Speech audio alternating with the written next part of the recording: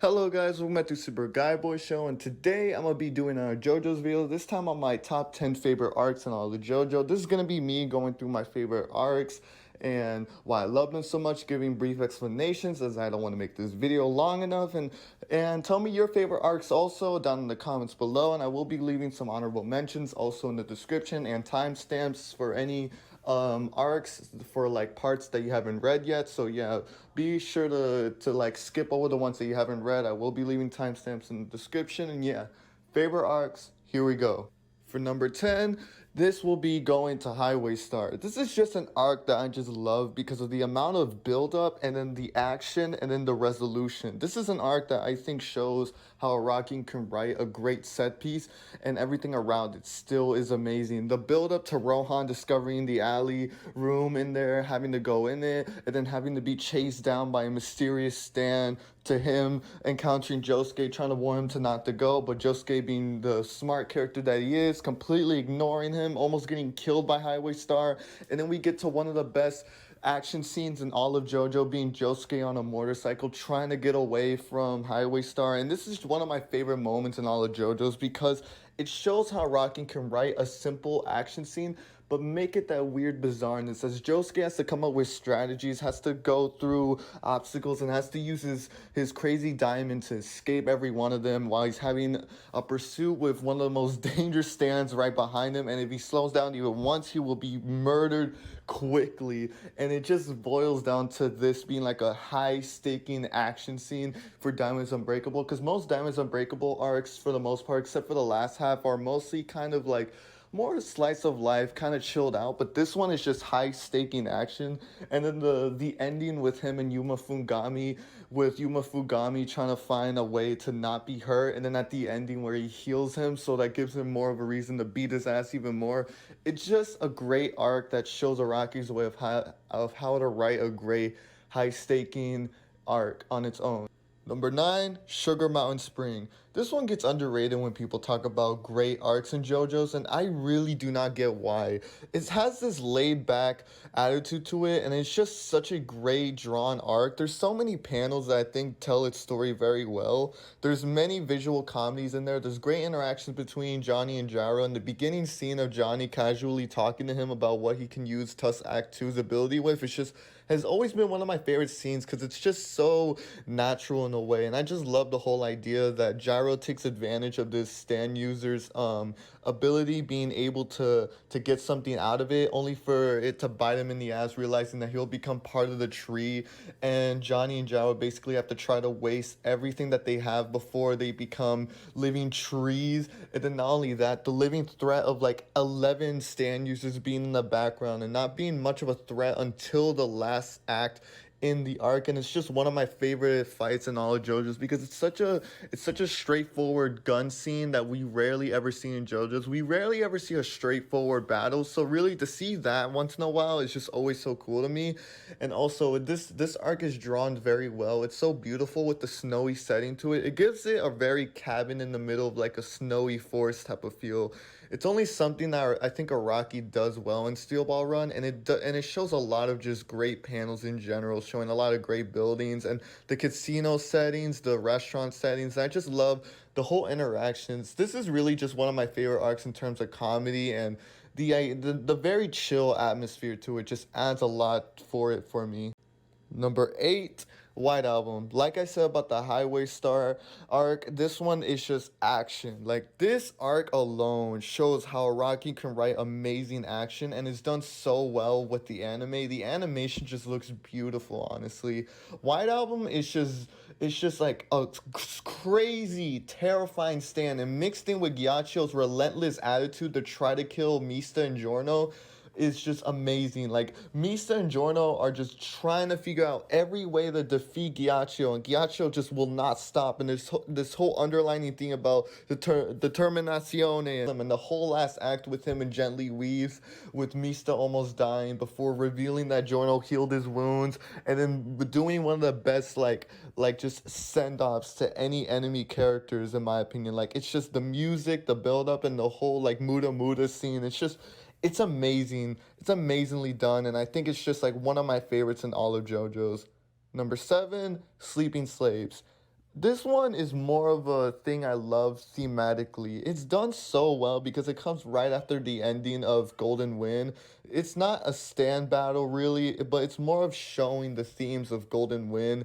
And I just love the way it's done. It's more of like a tragic but also kind of like light feel to it. It shows a newer perspective on the ideas of fate and showing a stand user, which is one of my favorite stand users. I don't know his name, but still, he's just one of my favorites because of his whole monologue at the end, showing how, despite all of us being tied to fate, there's still things that you can look forward to, like finding friends and family and the great memories you built up, which is a great send off to Golden Wind thematically. After witnessing the main antagonist not being able to accept fate for what it is for him, it's great to see a stand user who, for once, accepts fate for what it is, and it's just a great way to end Golden Wind thematically. Number six, the Vanilla Ice arc. I feel like because it comes from Star Wars Crusaders, a very overbloated part in the franchise, it does get tend to overlook some of the great arcs in it. But I feel like Vanilla Ice is definitely the best one out of there because emotionally and fight wise and conclusion wise, it's a great arc on its own. It's basically Polnareff and Iggy trying their best to stop the ruthless stand user that is Vanilla Ice. And it's definitely a bonus for me because Polnareff's just one of my favorite characters. And it's just such an emotional arc for me because it comes from at the last half of Stardust. Like Abdal dies, Iggy dies, and Polnareff is like accepting his death and everything. It's just truly a sad arc on its own. It's one of my favorite arcs because it's such a emotional arc for Polnareff, and it's probably my favorite like Polnareff arc in general, and probably my favorite highlights when Polnareff accepts his death, and before then he gets saved by Iggy, and then like Iggy then slowly dies because after using his stand. It wastes all his energy, and that was just such a sad moment to see. It's just a underrated arc in general. Like I feel like if you didn't really find this arc that interesting, I say take another look at it because it's definitely a great arc on its own. For number five, the True Man's World arc. Steel Ball Run has its amazing arcs, but definitely one of the standouts is definitely the True Man's World arc.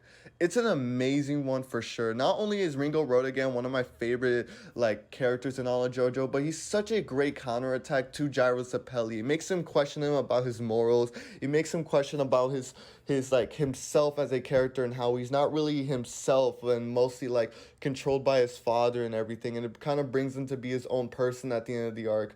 And it's such a great way to progress Gyro Zapelli as a character. And Ringo Road just has like one of the best written backstories, and like his whole philosophy of the true man's world is so amazing. Just this panel alone is definitely one of the best in all of JoJo's. Like, I just cannot wait when this gets animated, especially this panel alone. And the final duel between Gyro and Ringo Road definitely the highlight of the entire arc. Like, basically, like, Steel Ball Run, amazing, but the True Man's World arc is amazing. Like, it's an amazing ass arc. Just go and read it if you haven't read it. Number four, King Crimson versus Metallica. King Crimson versus Metallica.